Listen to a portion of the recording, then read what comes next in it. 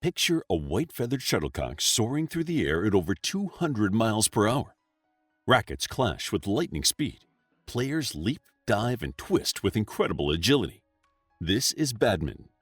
Not the backyard pastime many assume, but one of the world's fastest, most athletic sports.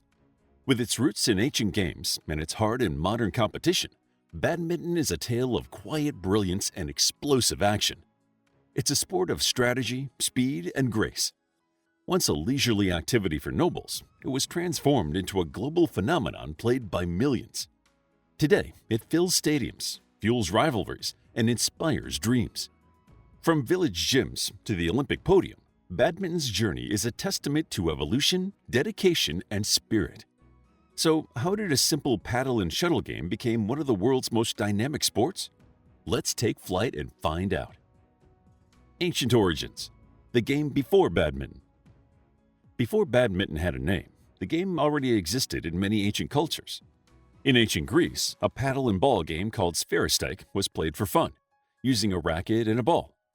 The Romans enjoyed a similar version with feathered shuttlecocks. But the closest ancestor of modern badminton comes from Asia, particularly ancient China, Japan, and India. In China, more than 2,000 years ago, a game called tijianzi, also known as jianzi, involved players using their feet, not rackets, to keep a shuttle-like object in the air. Meanwhile, in India, a game called Puna was played by British Army officers stationed there during the 1800s. Puna featured rackets and a shuttlecock, often played in courtyards and gardens. The objective? To keep the shuttle from hitting the ground.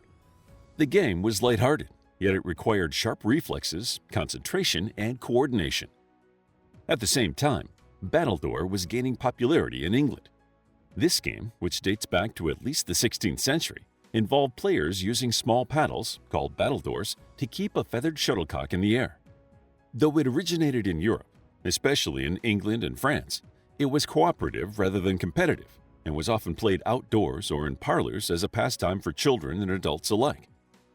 Paintings from the 17th and 18th centuries even show noble families enjoying battledore in manicured lawns.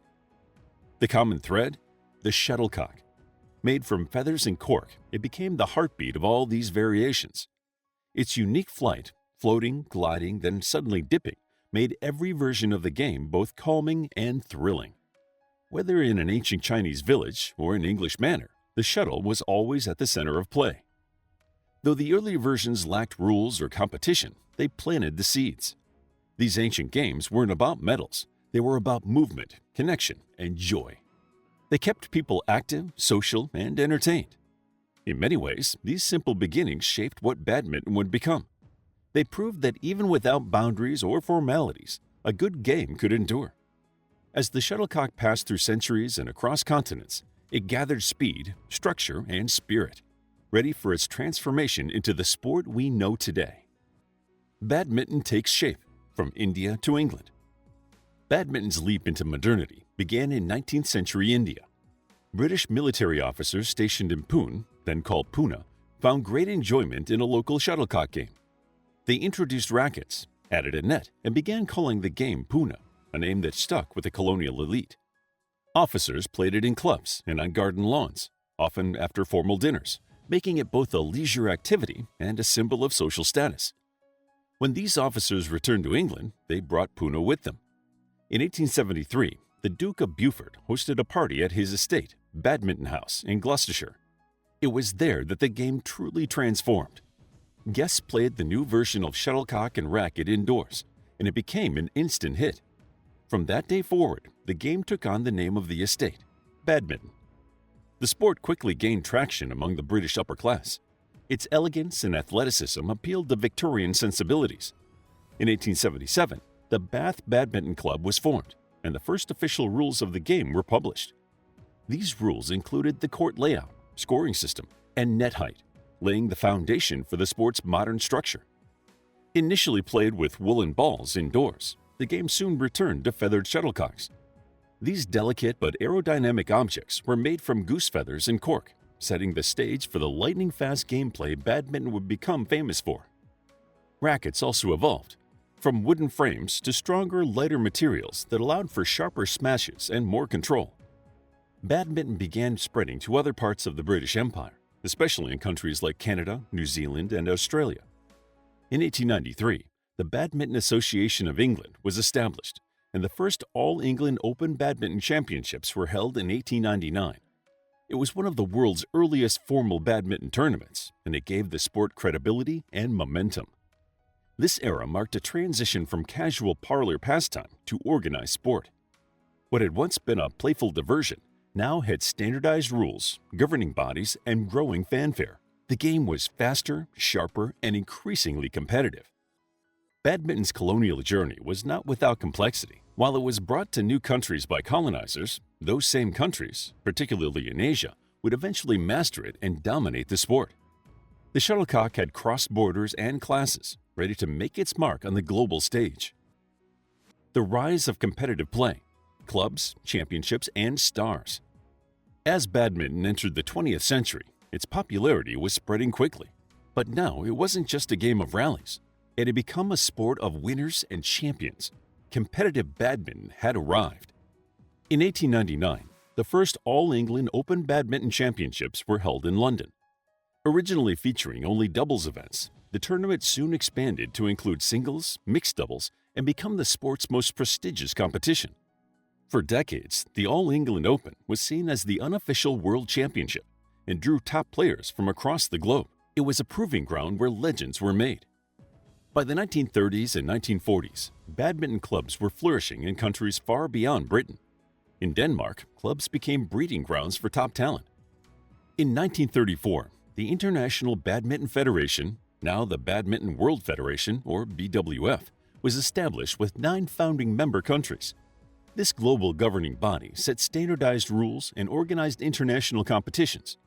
With each passing year, the sport became more structured, respected, and international. One of the sport's pivotal moments came in 1948 with the launch of the Thomas Cup, the first World Team Championship for men. Named after British player Sir George Thomas, the tournament set the stage for badminton to thrive as a team sport. Indonesia won its first Thomas Cup in 1958 and went on to dominate the event for decades. The Uber Cup, the women's team championship, followed in 1956. It offered a platform for female players to shine globally. The arrival of these team events fueled national pride and created iconic rivalries. Indonesia versus China, Denmark versus Korea, India versus Japan. These weren't just matches, they were dramatic battles filled with passion, noise, and honor. As international competition intensified, badminton stars emerged. Players like Rudy Hartono from Indonesia won 8 All-England titles, becoming a household name in the 1970s. China's Li Lingwei brought elegance and firepower to the women's game. Denmark's Morten Frost was known for his incredible consistency and calm under pressure. These pioneers inspired generations. Then came the 1990s and a shift in momentum. Asian countries began to dominate the sport.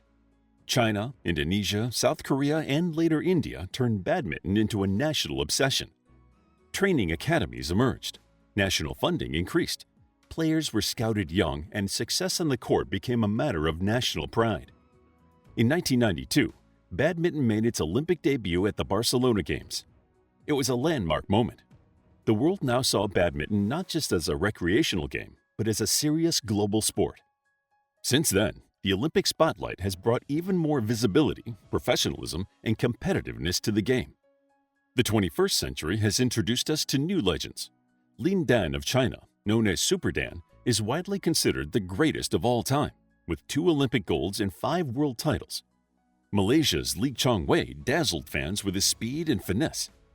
India's P.V. Sindhu, Japan's Kento Momota, and Denmark's Victor Axelsen have all carried the sport forward, each adding their unique style and spirit.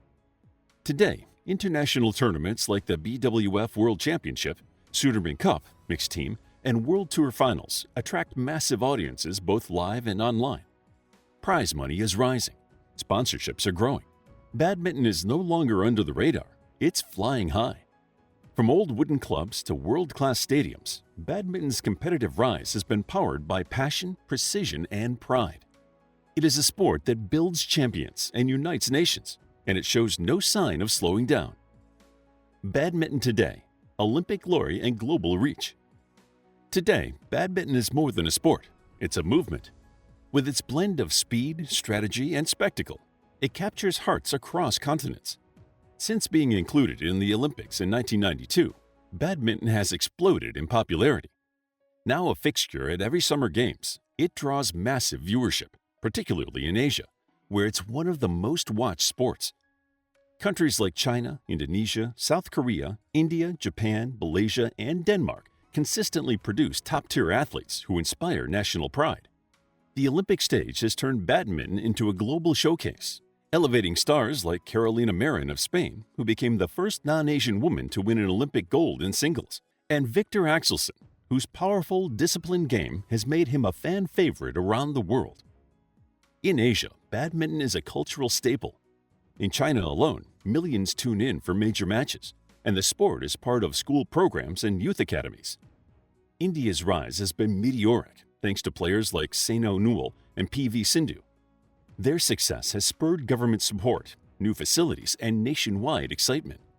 Indonesia continues to honor its legends while constantly discovering new talent through a thriving club culture. Badminton is booming in Europe too. Denmark remains a powerhouse, producing champions and pioneering elite training methods. Other European nations like France, Germany, and the Netherlands have invested heavily in development programs. Even in North America, where badminton has traditionally flown under the radar, the sport is slowly gaining traction at schools, colleges, and community levels. Technology has also changed the game.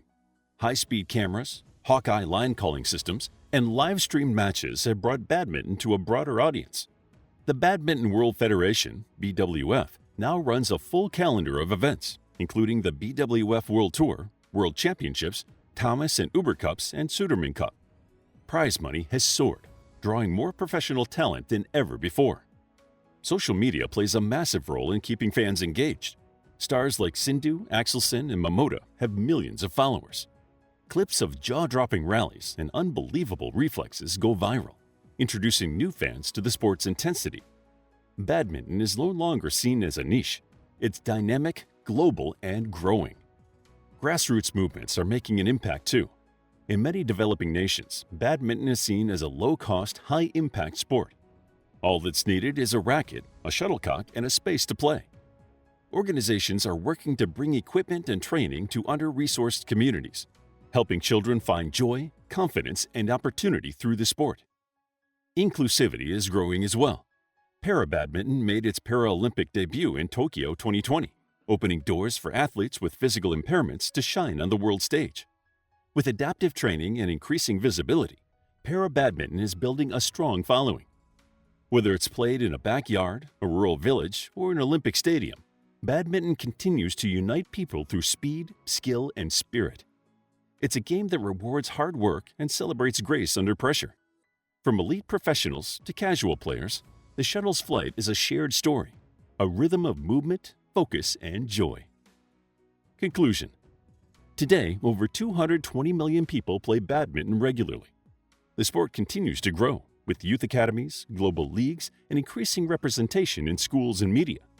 From ancient paddles to modern podiums, badminton's shuttles keep flying, faster, farther, and higher. What began as Battledore became a display of tactical brilliance and physical excellence. The game's simplicity is deceptive. Behind every point is a chess match of speed, deception, and endurance. How would you like to get a deeper understanding of history, impress your friends, and predict the future more accurately based on past events? If this sounds like something you might be into, then check out the brand new Captivating History Book Club by clicking the first link in the description. Also, grab your free Mythology Bundle ebook while they're still available. All links are in the description.